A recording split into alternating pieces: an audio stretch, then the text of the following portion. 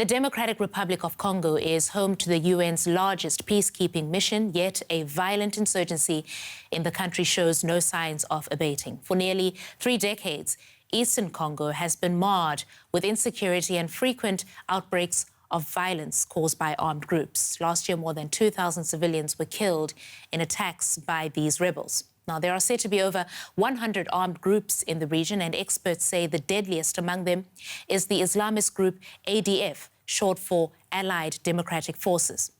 Now, the UN's MONUSCO mission, which has been on the ground since 2010, has deployed over 17,000 peacekeeping troops in the region.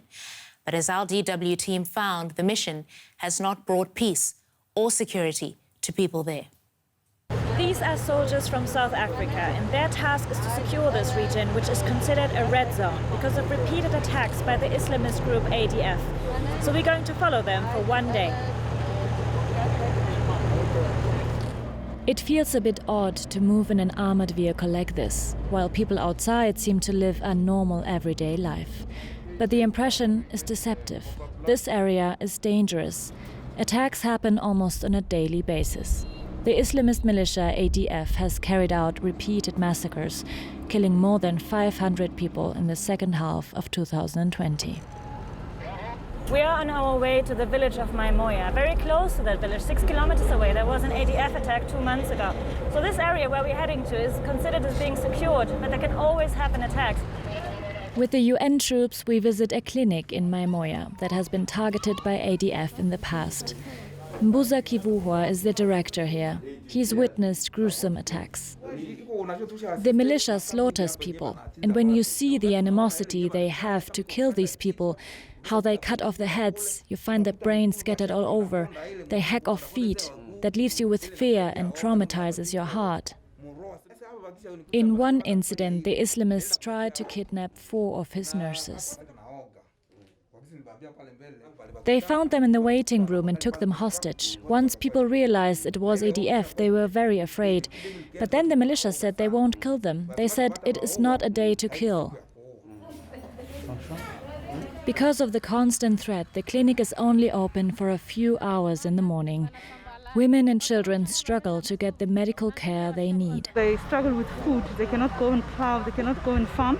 They have to stay at home. They cannot move. The children cannot go to school. The women cannot come to the clinics as well. The villagers have experienced a lot, but many are reluctant to speak to us. According to the intelligence officer here at MONUSCO, some villages are related to ADF members and feed them with information about activities of the UN troops and the Congolese army. The local population is in a tight corner. Some of their sons and daughters have joined ADF and often provide them with food. But in return, the villagers have to cooperate and provide the militia group with information or risk getting killed. Sometimes we are happy and sometimes we are afraid, because they can come today or tomorrow. They have now become our everyday people. Just when we were about to leave, a man wants to speak to us. Out of fear, he doesn't want to be named. The government should help, or the international community should help our government to deal with this phenomenon that has made a lot of people suffer. ADF should be finished, finished, finished. His frustration is palpable and sums up what many people here told us off camera. Their feeling is they are being brutally massacred while the outside world needs to act urgently. And we spoke to David Zumenu of the UN group of experts on the Democratic Republic of Congo, and also a senior researcher at the Institute of Security Studies in Pretoria. We asked him if the UN peacekeeping mission in Congo had failed. Look, MONUSCO is a response to a complex problem. They have to deal with a big territory, and they have to face 150 armed groups scattered around the country. Some of them are sponsored by politicians who use them to secure their position in Kinshasa.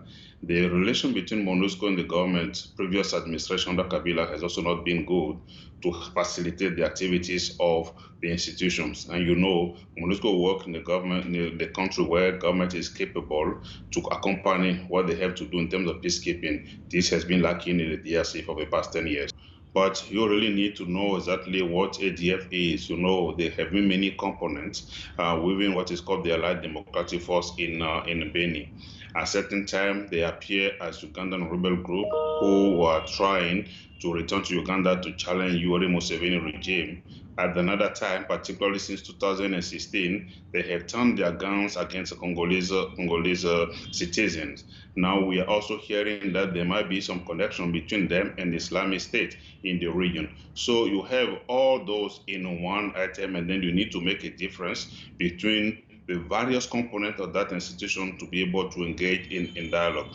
The DRC and international partners are trying to win other rebels, you know, in North Kivu, in South Kivu, in the Ituri province, through negotiation, but they don't have the logistical support, they don't have a financial support, and there is no clear plan in terms of a DDR in place to absorb those who might want to leave armed group to join civilian life. There have been experiences before, but those experiences have failed and have not really produced the kind of responses that one could have expected for a state to move to instability, to consolidated peace.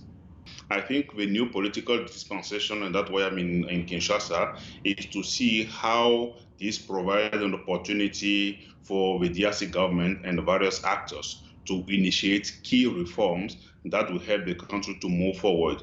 The one front is simply to review the electoral process, to allow citizens to express their will on who they want to lead the country, rebuild legitimacy. The second one is also to undertake institutional reforms that will help the DRC to respond to the basic need of the Congolese citizen. And what is happening now in terms of a sacred union or union with political forces could provide the momentum for this to help the effort of the international community to take the DRC forward. But it's not going to be something that's going to happen overnight. It's going to take a bit of time. But between now and 2023, I think if the DRC government work with the momentum or current momentum, that can send a strong message that the DRC is capable of overcoming some of the key challenges that we just highlight.